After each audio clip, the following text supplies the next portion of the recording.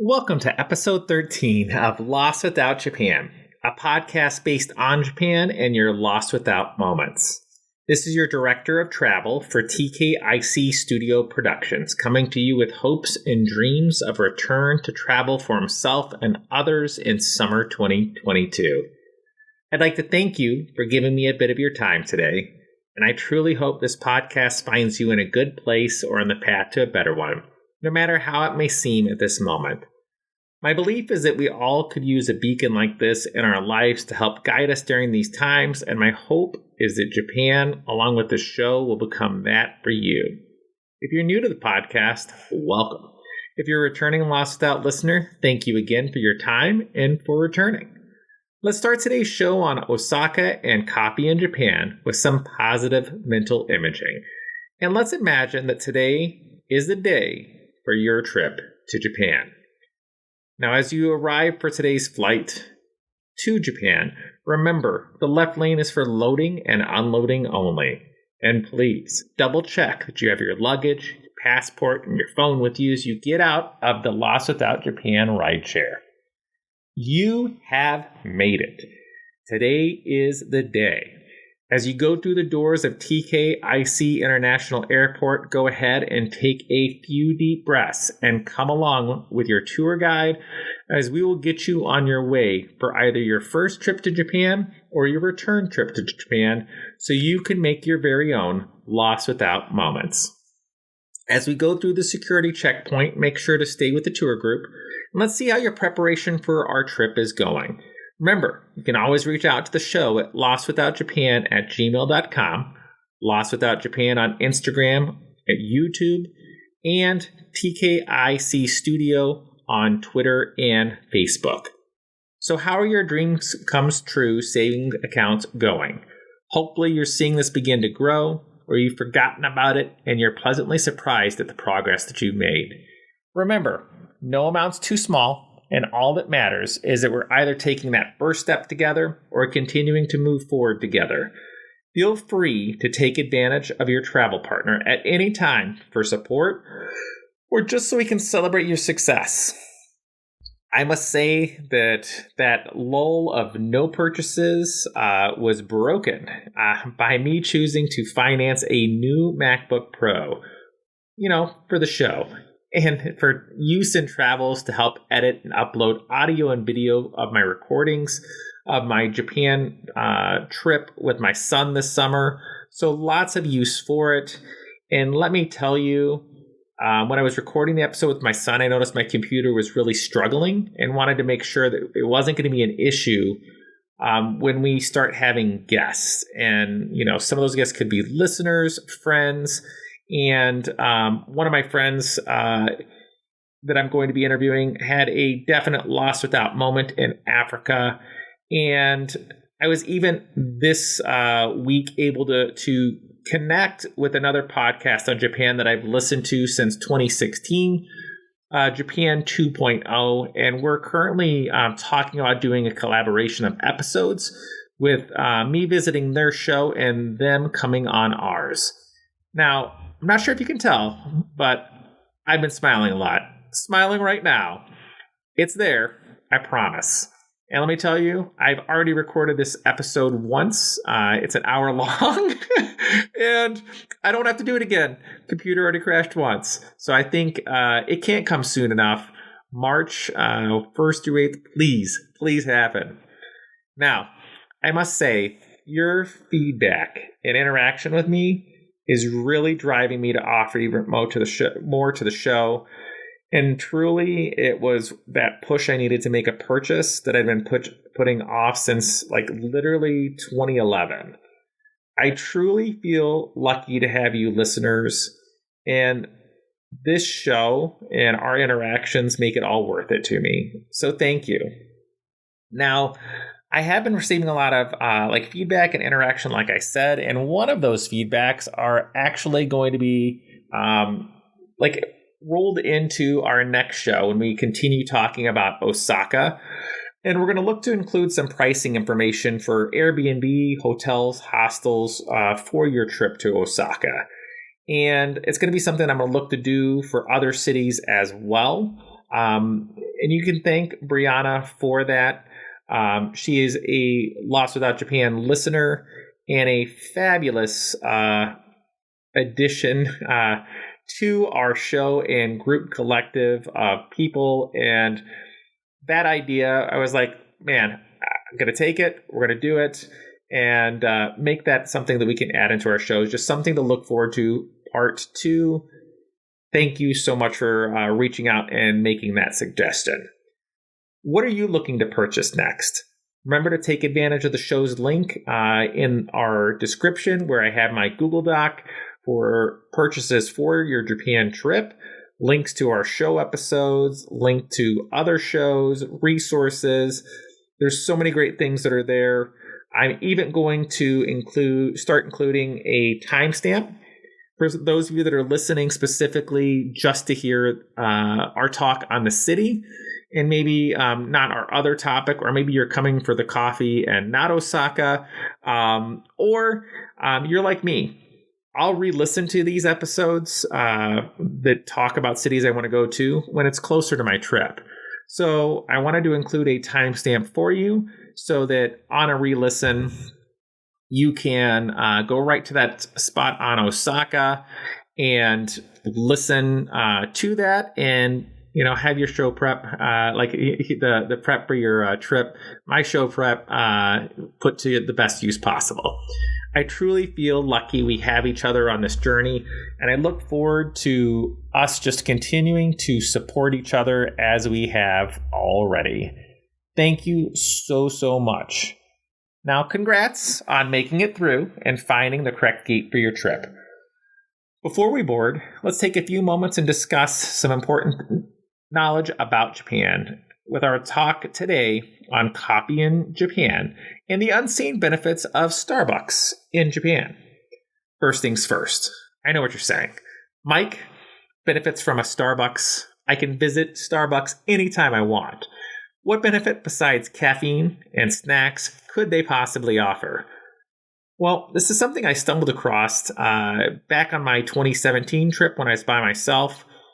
And Japan is still a very cash-based society. And although it's improving, you will need cash when you visit. What's not fun is going to an ATM that only dispenses to you 10,000 yen notes or 5,000 yen notes, the equivalent of a $100 and $50 bill, when you get change from them and you're like, Mike, the ATM that I go to at home gives me a $20 bill, other things. Why is that not the case? What's going on? Are you using it correctly? It's life hack 2 here coming up. Number 1, when I was in Osaka, I needed caffeine. I was running around and there was Starbucks. It was later on the day. I didn't want any adventure. I wanted to go someplace I was familiar with just for that moment, get my coffee, get out, point at pictures, not have to worry about doing any scan and translate and things. And I went in, ordered my coffee, pointed at the pictures, went to go pay, and lo and behold, the only thing I had on me were 10,000 yen notes. And I was like, this is horrible. I'm paying for like a $4 drink, $5 drink, whatever it was at that time. They're not going to take it. I handed it to them. What else could I do? They didn't bat an eye. And they took it and gave me my change back, saved my day.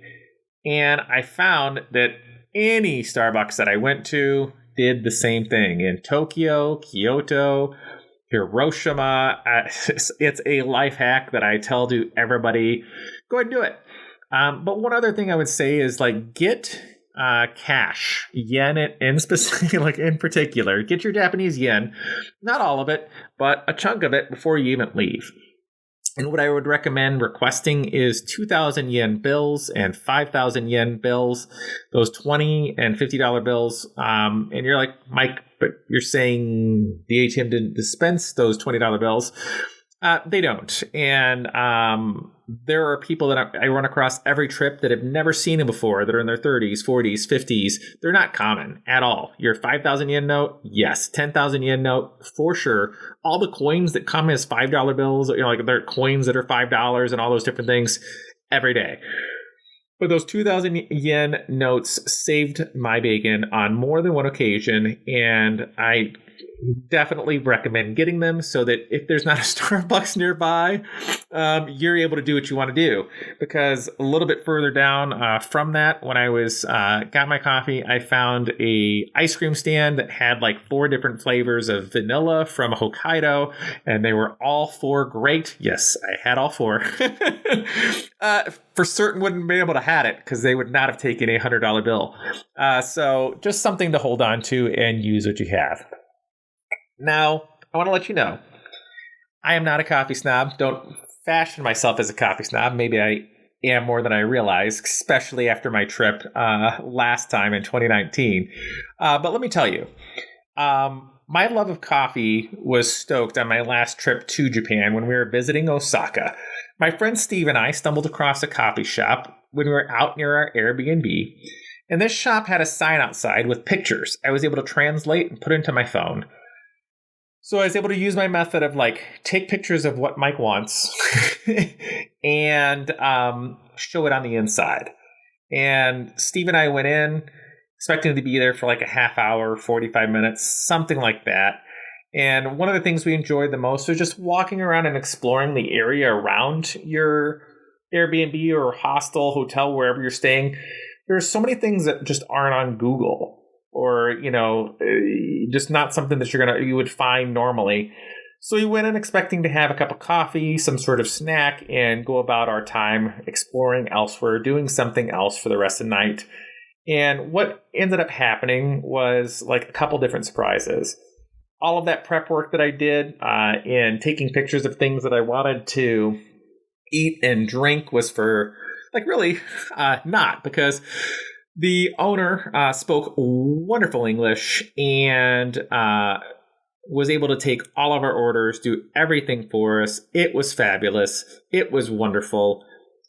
We even got to experience something, which is one of the things I share with people that are kind of like on the fence about going out and interacting with people.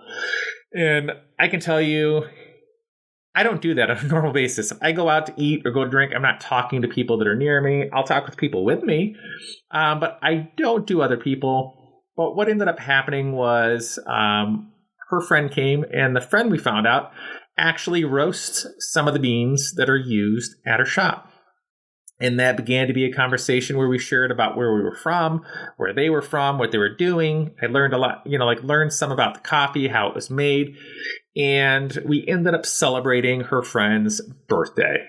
We stayed for like 4 hours celebrating a birthday, sharing experiences, and just having a fabulous time with just some very unique and special people. How awesome is that? I even went so far as to buy a incredibly small amount of coffee beans. One of the coffee that I had when I was there that I truly enjoyed, and it was around $20. And I didn't have a coffee grinder, didn't have any way to do this, but I was just like, you know what? I'm going to buy this. This is great. I'm going to take it home with me.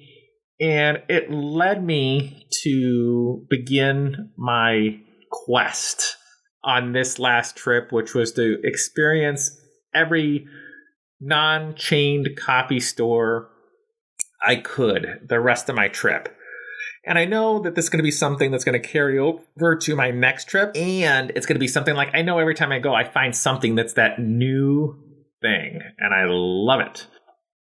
Because honestly, it's when you're back home and you're having those like post-trip blues, that those things that you take and don't even realize how big they are really become huge. Yes, I had to buy a coffee grinder. Yes, I bought a kettle to, pour over the water so they could be at a specific temperature. Yes, I had to buy like this glass carafe to like pour, put the filter in, pour the water in. Okay, maybe I'm a coffee snob when it comes to Japan, but not for everything else. Swear, when I'm back home, I just buy like the cheapest ground coffee that I possibly could from the store. That's like a step up from the bulk coffee. But really, on that time when you get back and you're trying to, get back into the groove of everything you're doing, having that is just a huge thing. And also, like coffee in general in Japan, it's something you're going to experience in multiple locations. And from our previous episode, where we were talking about onsen and those experiences that you can have. You can have a hot bath and enjoy a cold coffee milk. You can have a hot one. There's just things. You can even have art made right before your eyes when you're in Japan and experiencing coffee.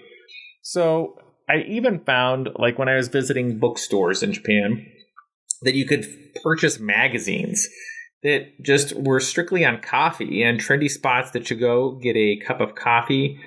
And even how to make your best coffee at home. Coffee really didn't gain popularity, though, in Japan for like the masses until about 1960s when instant coffee began to finally reach Japan.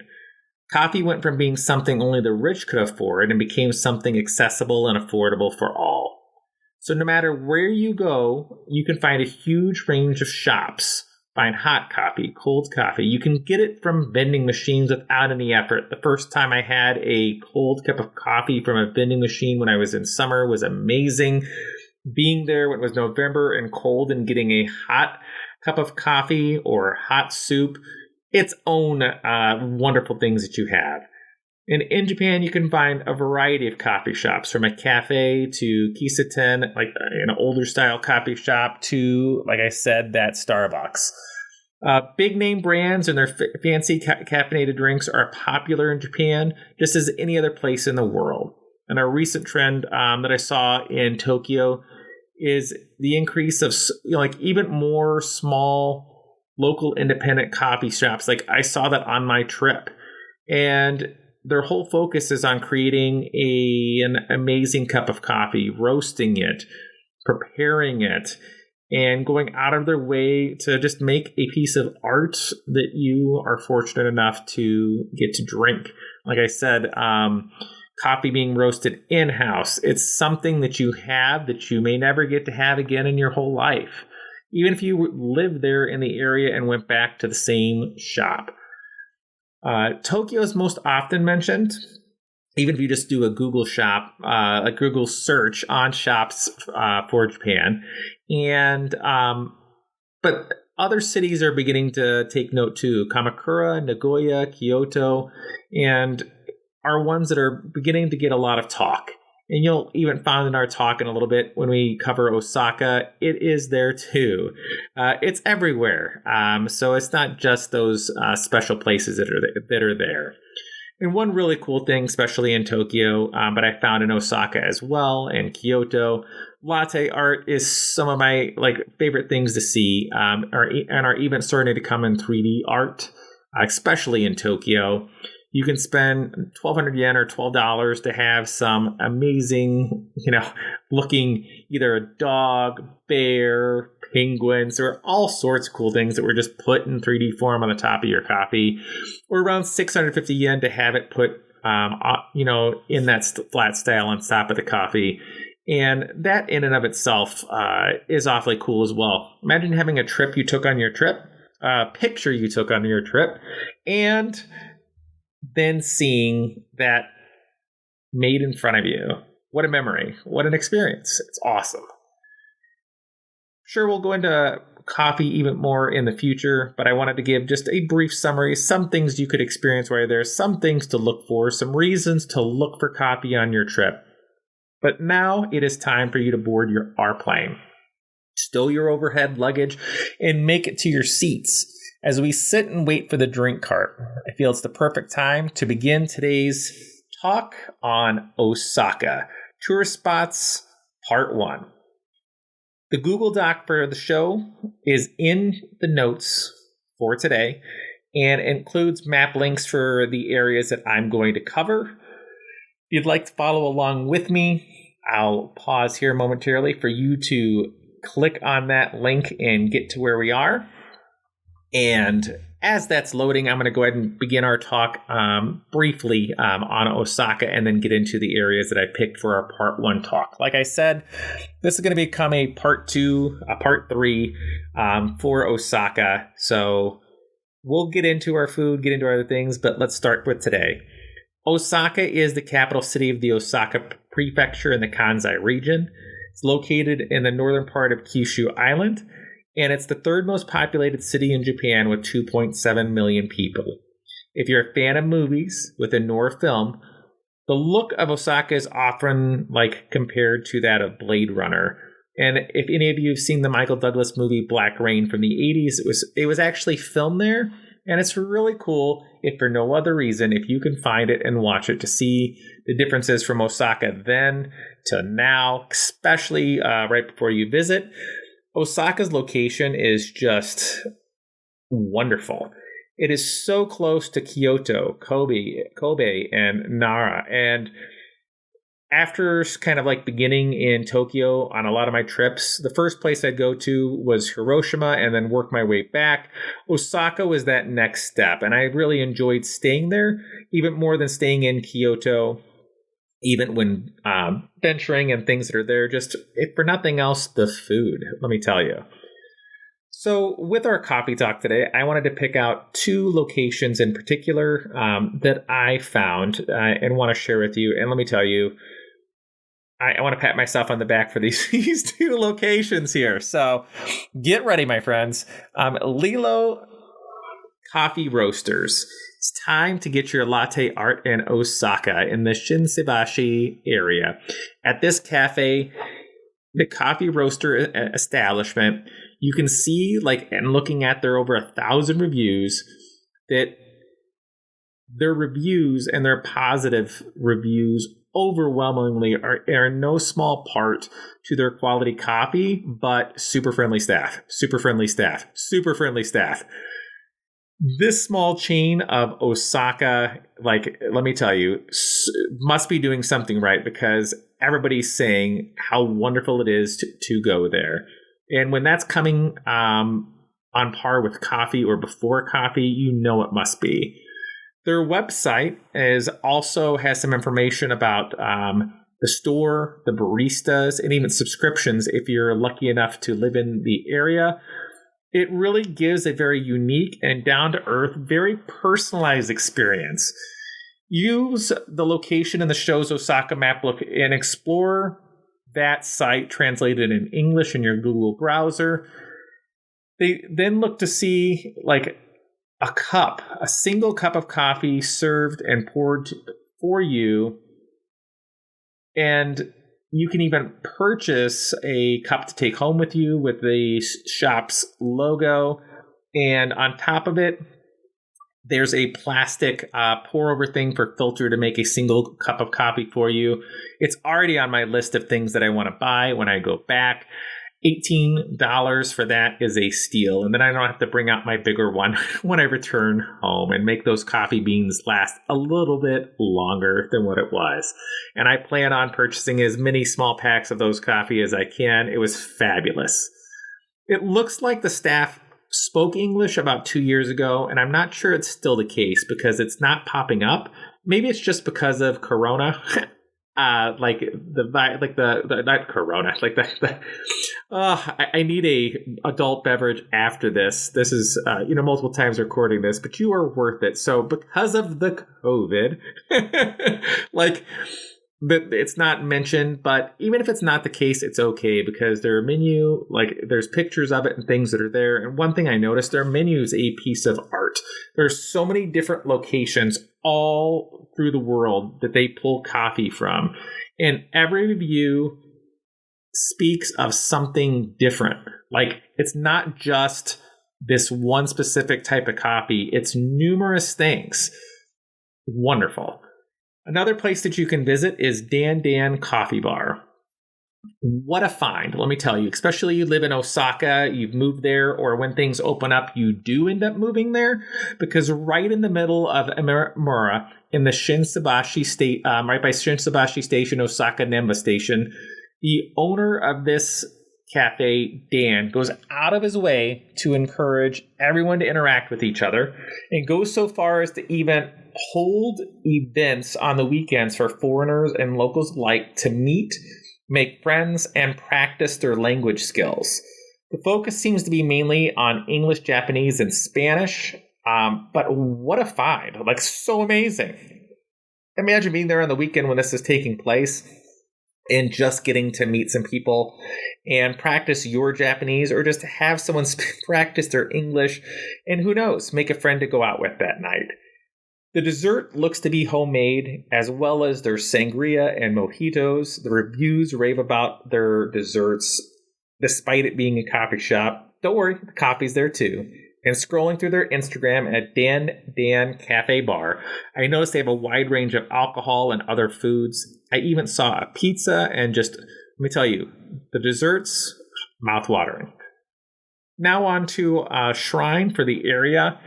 And this one I just had to include. It's one of Japan's oldest shrines and ahead of over 2,300 shrines. This is Sumiyoshi Shrine. And it is a rather like a large area. There's multiple rail lines that can get there. And if you're looking to have a little more fun than normal, one cool thing you can do on the way is take the Hanakai Umachi tramway. Tramway, you heard it, a tram, and enjoy a experience you don't get in all cities in Japan, or just like by me. I don't have a tram. I'd have to go to San Francisco to experience this. So the link for this location has a webpage on my Google Doc that goes to our maps location that can be translated to English. They even have a PDF map that is in English you can download directly to your phone. They have an FAQ page that answers questions of things that even I don't talk about.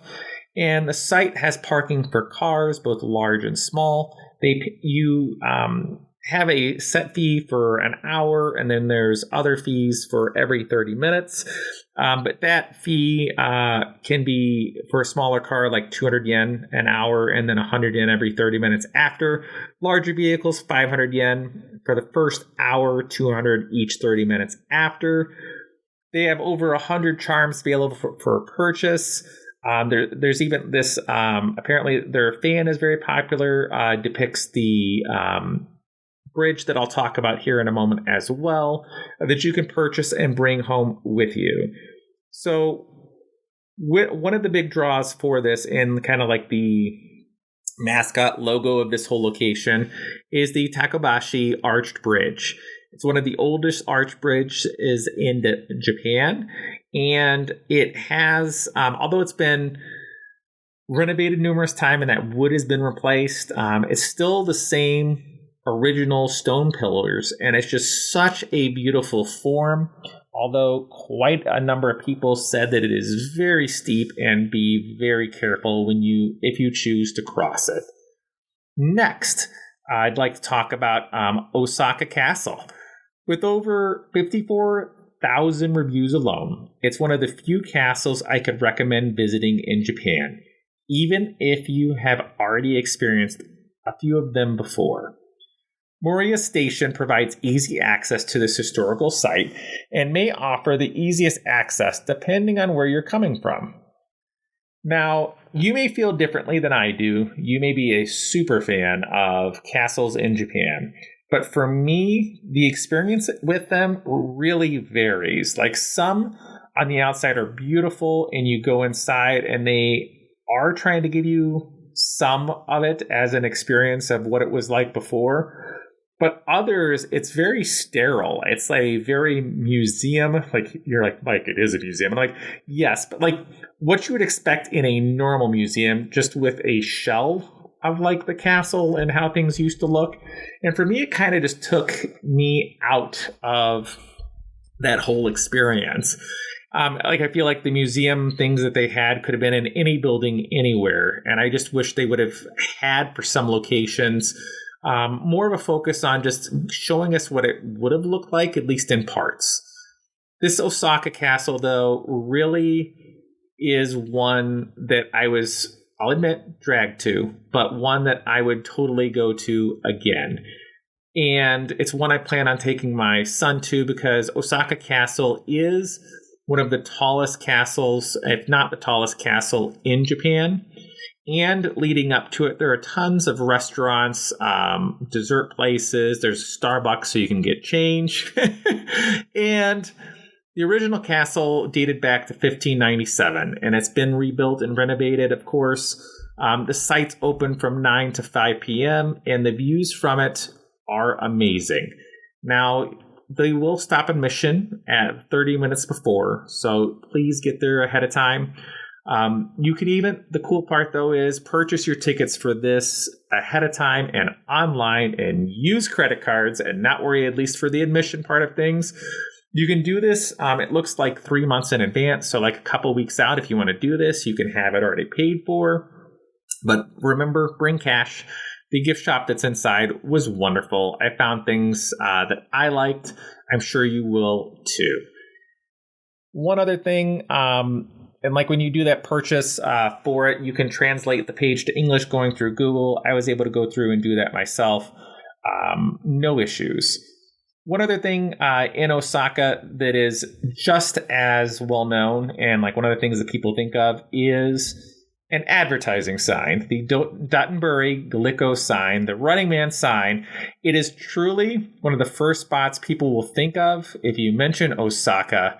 It's an advertising sign. It's huge. It's lit up. It's surrounded by people trying to get its picture.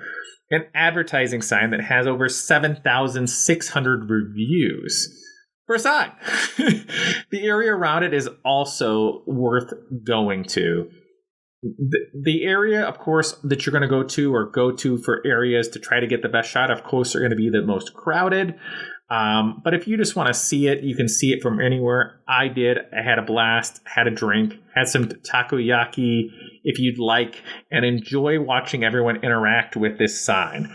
The area that has it has many different restaurants, food stalls, places to eat, malls, shopping, izakayas, cafes. If you want it, it's in this area. It's one of the, like, if you have one day in Osaka, you must visit this area. I have also included with this in our map link, the Dotonbori is saved in it. You can go to that location, explore Google Maps, find your own wonderful things that aren't even listed in what I have. And that area has over 54,000 reviews. Find your favorite meal ahead of time. If you've been to Osaka and have something you'd like to share, send it my way and I'll look to include it in our map for others to enjoy as well. One other thing you can go to is an onsen. Of course, you're running around all day. You're climbing up this castle. You're going from place to place. You're tired. You want to relax. I've talked you into going to an onsen on your next visit. And this location has over 5,000 reviews, and a couple things that come up. A, it's huge.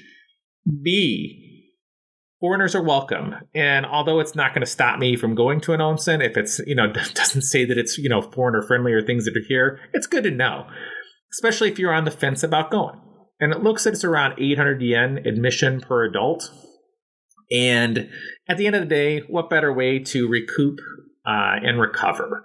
One extra cool feature in this location is a very large outside experience on its roof. Lie back, look at the stars, look at planes. Don't worry, your privacy is protected. There's walls surrounding the location. Many people said that you don't have to worry about it. There are 3 different types of saunas. There's parking on a 3rd through 7th floor. I told you it's huge. And even different things to drink and eat while you visit. There's pachinko. There's massage locations, a hair salon, a place to get your hair cut if you need to at that point in time. There's even shopping in the Takabashi street. where I would recommend if you don't bring a towel with you, I'd buy one ahead of time, because it looks like in the reviews, the rental for the towel is exceedingly more than if you just buy a towel outside at one of the shops before going. And I'll tell you, it's really not a bad idea to either bring with you or purchase, because later on when we talk about Honshen Stadium, you're going to find that your towel comes in handy. Next, Tower Records. Tower Records Namba. It's one of my favorite places to visit in Japan, are just the Tower Record locations. And this location in Osaka is one that I visit every time I go. The cool thing is, if you come en route from Namba Station, there's an underground walkway that you can kind of go through. And if you head out E7, the exit, you're going to be pretty much there. CDs in Japan are still very much alive and well, and one of my favorite things to bring back. You can put them up on display. Some of them I have even seen are autographed of places, people that have visited there. There's also a small section of records, mainly more new release things. Of course, the music's going to be focused on Japan, but K-pop being as popular it is, it's there too. There'll be some small amounts of Western music. And if you're a fan of K-pop, they have a a decent sized collection, very sizable area. And if you're a fan of Twice, like I am, they really do have a ton of their albums and things that you can purchase. The fifth floor is devoted mainly to, like I said, Japanese music. Sixth floor had some other things that are in, and one thing, which is why I say look like months and months advance. Like now, if you're looking to go summer, start looking now and look to see who's going to be there, because you could actually run into a group or performer, some sort of singer that's going to be there with their release of their album, and they will sign or take a picture or meet and greet. And let me tell you, I dragged my buddy Mike to one when we were there in Tokyo, and he was definitely on the fence of going, but him being the amazing friend that he is like, I'll support you, Mike, and go with you. That's a good friend, And he went with me, and I got to tell you, we both got sucked into the energy and excitement of the place, and he was like, I would totally do this, even if I don't even know who the band is, like their music, whatever. It's just another off the beaten path, a wonderful experience that you can have. Definitely do it. And you can even order things through the website and ship it to the States, which is pretty cool. Like I told you, and I may have said before once or twice, but I am a huge baseball fan. Love watching baseball at home in the U.S. Baseball in Japan is amazing. If you're not a big baseball fan here, I would go to one game there. I said that before. I will say it again. Honshen Stadium is fantastic. It's an outdoor stadium. It's the home to the Honshen Tigers, and simply one of my favorite things to do while visiting Japan. It is a very short walk from Honshen Station, and there's tons of shops and food in the area. And let me tell you, a baseball stadium with 16,600 reviews, filled with people that feel the same way I do about this stadium. The fans are considered to be some of the most ruckus in all of Japan, but I truly think it's because the balloons they let off in the seventh inning whistle as they fly around the stadium. If you want to be a part of this, make sure to buy your balloons from the gift shop ahead of time, before you go to your seat and things. You'll see people start blowing them up. Just hold on to them. Don't let them go in advance. Wait for them to do it. A song will come on, and it's it'll pop up saying that you should let them go at that point in time. The stadium's one of the oldest in Japan. It was built in 1924, but it feels nothing like that. You can tell that there's been some renovations and things that are there. Way more comfortable than the Tokyo Dome.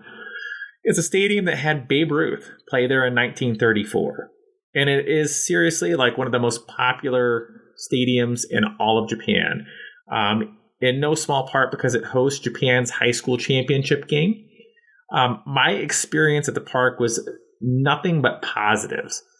And I can tell you, when that high school baseball is going on, that is the focus of many people in Japan. One life hack that I can give you, though, is to bring a trash bag with you. and a backpack and that towel that you bought from the onsen earlier, because it was exceedingly hard to find a place to throw away my food. Let me tell you, like the things that I had to throw away, couldn't find a spot. And luckily, the family to my right took pity on me and took my trash. Like, embarrassing. You know what I mean?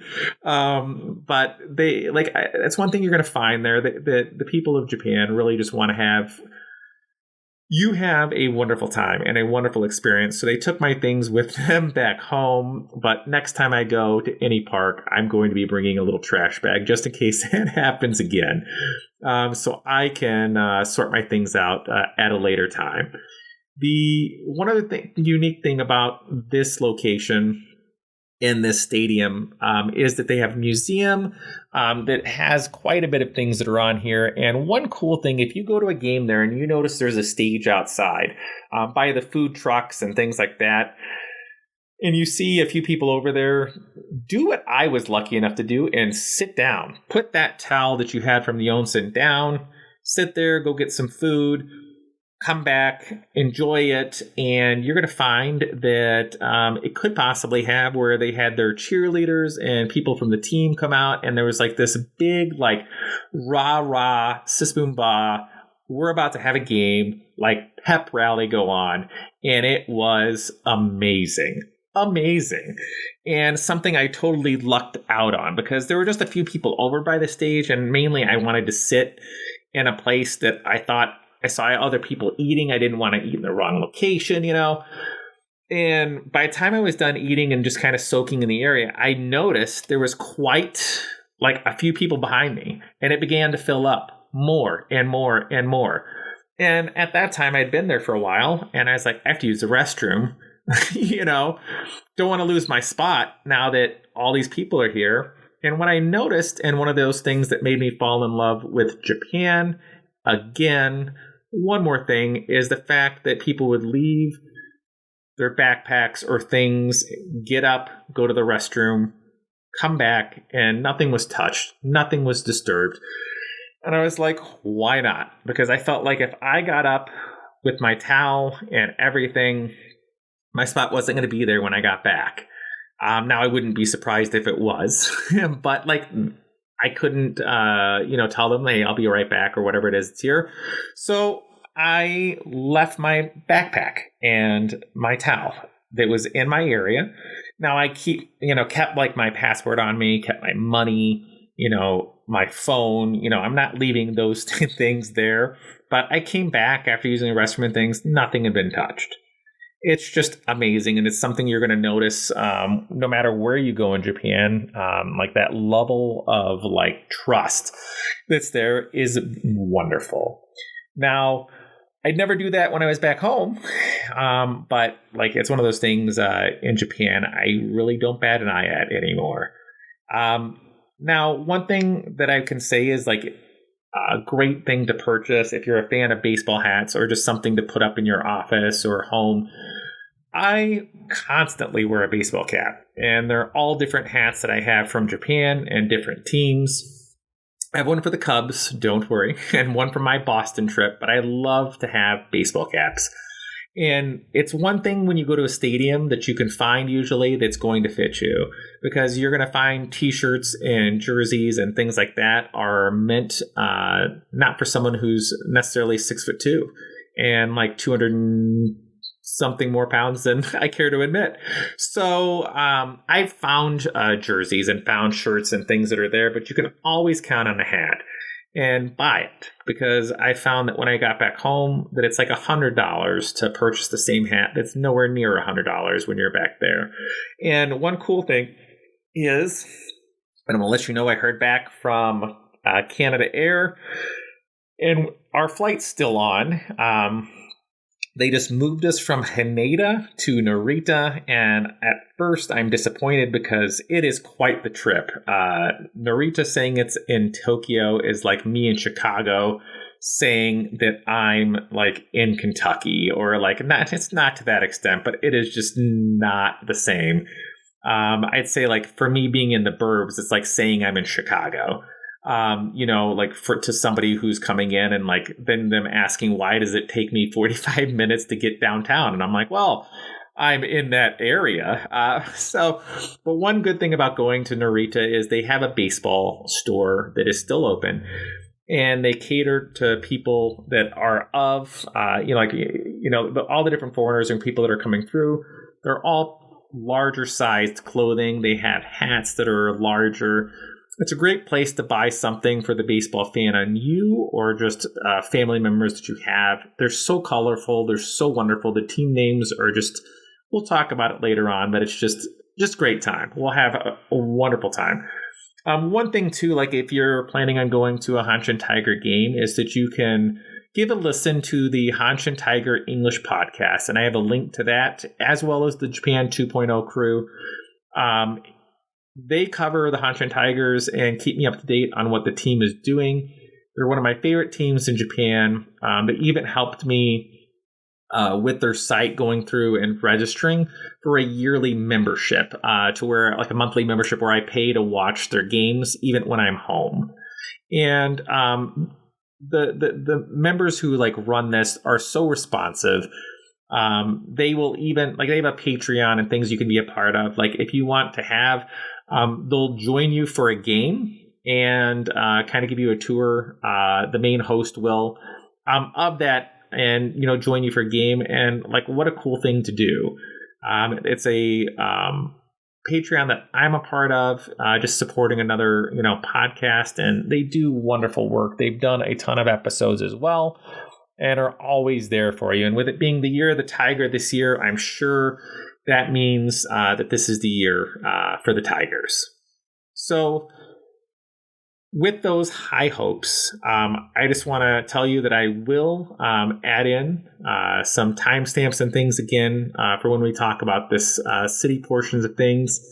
And I look forward to continuing this discussion and including some food and other things for Osaka in episode 14. We're going to continue on with our second part and cover some areas that were brought to my attention by the Japan 2.0 podcast. If we don't cover them in our interview that we're going to be doing together. We're working together, like I said, right now to figure out a time to where we can have a talk about Osaka and some things that are off the beaten path for there, and then just Japan as a whole. The link for the show is in that Google Doc, and the show they have a huge back catalog of just some amazing things to make your Japan trip very unique. And I can't speak high enough of David and Matt. Just let them know we sent you in their direction. So please give a follow, a like, and a comment on your favorite streaming service for our show. For updates on Lost Without Japan, feel free to give a follow on Instagram at Lost Without Japan. Visit lostwithoutjapan.libsyn.com. If you'd like to reach out directly in that old-fashioned way, feel free to email the show at lostwithoutjapan@gmail.com. I want to say a big thank you again to our sponsor, the K-Pop Kimchi Podcast. Their super brief advertising will go at the end of today's show. If you could give a listen and check them out, as always, it'd be much appreciated. Looks like we're ready to land now.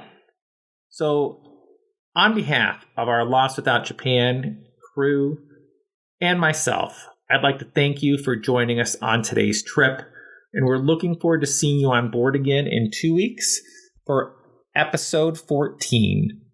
To everyone out there, O Genki Day, stay well, my friends.